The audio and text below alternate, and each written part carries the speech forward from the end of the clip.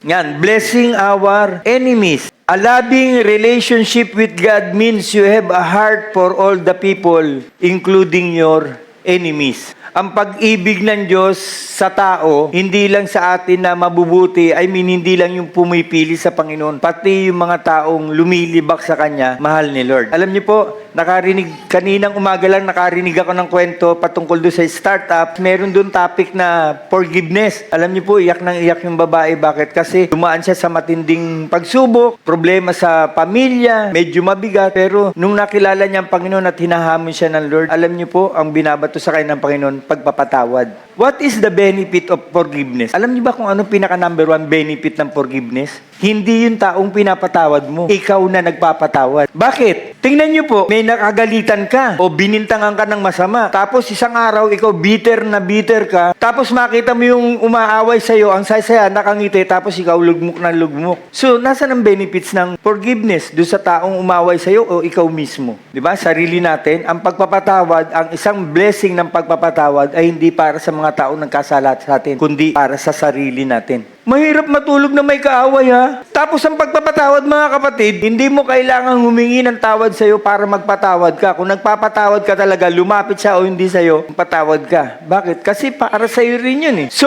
anong gagawin mo pag nandun ka sa punto ng sitwasyon ng buhay mo na ganun? Ito pa naman yung isa medyo masakit tanggapin. Minsan, ang nakakasakit sa'yo, yung mahal mo pa. Kaya medyo mabigat yun, yung blessing our enemies, Anong kailangan natin gawin? Sabi dito, pray for them, forgive them, look for ways to demonstrate it, and see them for their sacred word. Ibig sabihin, kung paano siya nakikita ni Lord, tingnan din natin na ganun ang pagtingin natin sa kanila.